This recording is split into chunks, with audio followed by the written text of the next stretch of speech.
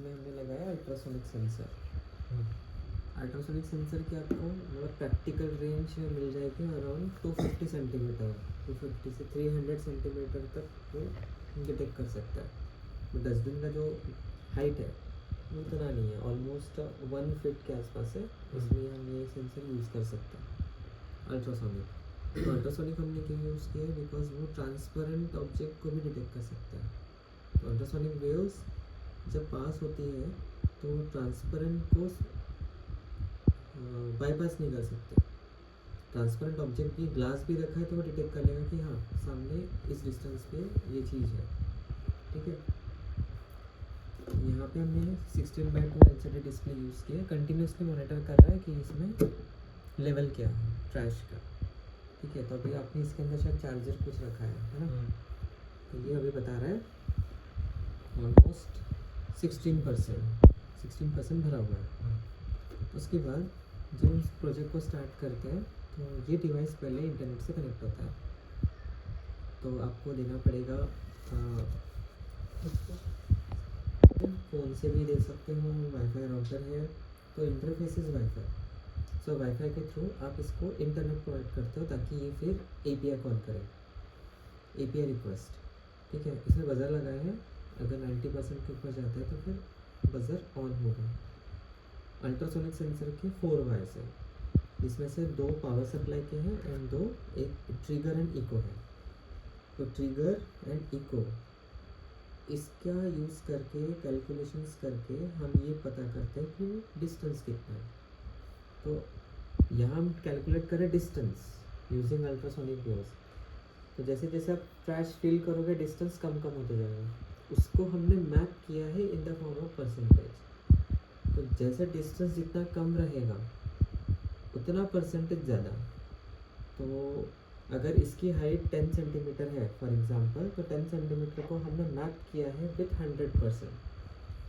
तो अगर 1 सेंटीमीटर है तो कितना परसेंट आना चाहिए, डिस्टेंस अगर 1 सेंटीमीटर है मीन्स 90%, 99%। ये रेशियो है, उल्टा reverse ratio.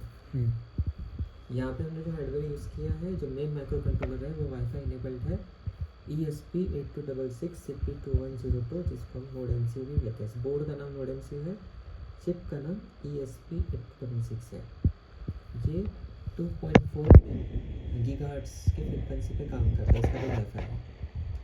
32 bit micro controller है, 10 IO पिन्स आपको मिलते हैं, D0 से लेके D8, टोटल 9 एंड एक एनालॉग पिन A0, ऐसा टोटल 10 IO पिन्स आपको मिलते हैं। इधर का जो सेक्शन है वो पावर सप्लाई सेक्शन है। इनपुट पावर आप यहाँ से दोगे 12 वोल्ट AC या DC AC भी दे सकते हो, लेकिन ओनली 12 वोल्ट। सो ट्रांसफार्मर का जो आउटपुट आता है 12 वोल्ट का, वो भी आप दे सकते हो, क्योंकि हमने यहाँ पे ब्रिज रेक्टिफायर IC यूज़ किया है, DF10। IC का काम है AC टू DC कन्वर्ट करना। अगर आप DC दे रहे हो तो वो DC टू DC ही कन्वर्ट हो जाएगा। लेकिन आपको क्वेश्चन पूछ सकते हैं कि अगर ऑलरेडी आपको पता है कि मतलब आपका सिस्टम DC पे चलता है और आप जो पावर सप्लाई यूज़ कर रहे हो वो DC है, तो फिर ये ब्रिज का यूज़ क्यों? क्योंकि ब्रिज नॉर्मली क्या करता है कि AC टू पल्सेटिंग DC में कन्वर्ट करता है, बट आप तो AC दे ही नहीं रहे हो, फिर क्यों यूज़ कर रहे हो? DC डायरेक्ट ले रहे हैं प्रोटेक्शन के लिए, ठीक है। गलती से जैसे अगर इसकी पोलैरिटी चेंज हो गई, इनपुट DC पावर की पोलैरिटी अगर चेंज हो गई, प्लस की जगह माइनस, माइनस की जगह प्लस, तो भी आपका प्रोजेक्ट प्रॉपर चलेगा, क्योंकि यहाँ पे full wave bridge rectifier use किया है। उसमें थोड़ा सा वोल्टेज ड्रॉप होता है, बट हमें सिर्फ 5 वोल्ट की रिक्वायरमेंट है। तो यहाँ से आप दे रहे हो 12 वोल्ट, ठीक है, AC या DC जो भी है, या IC लगी 7805। ये ऐसी क्या करती है, आपका 12 वोल्ट पावर सप्लाई को रेगुलेट करता है, ड्रॉप डाउन करके 5 वोल्ट। फिर यहाँ से 5 वोल्ट हम सप्लाई करते हैं पूरे सर्किट में। इसको 5 वोल्ट चाहिए, बजर को 5 वोल्ट चाहिए, सेंसर को 5 वोल्ट चाहिए, ठीक है। नोड MCU को भी इनपुट पावर हम 5 वोल्ट दे रहे हैं, बट नोड MCU का जो ऑपरेटिंग वोल्टेज है वो 3.3 है। अगर आप कोई डिजिटल पिन हाई करते हो तो 3.3 वोल्टेज जनरेट होता है। बाकी यहाँ पे जो कैपेसिटर्स यूज़ किए वो ऐसे फिल्टर यूज़ किए,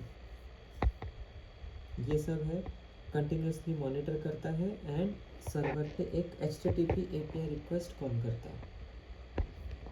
तो यहाँ वेबसाइट है, कौन सी थी?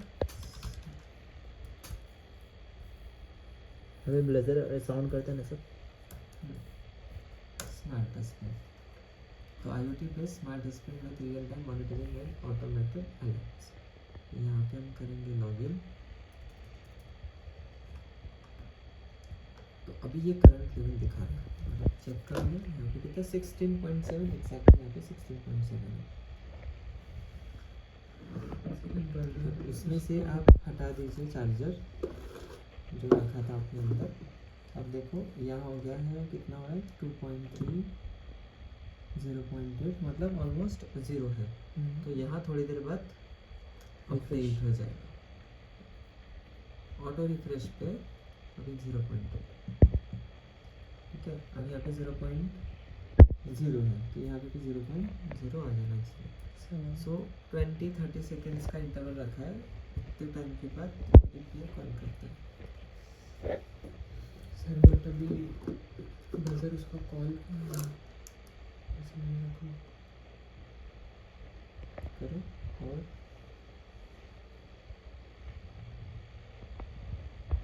इसे लिख के आता है स्मार्ट डस्टबिन डेटा सेंटर और जो परमिशन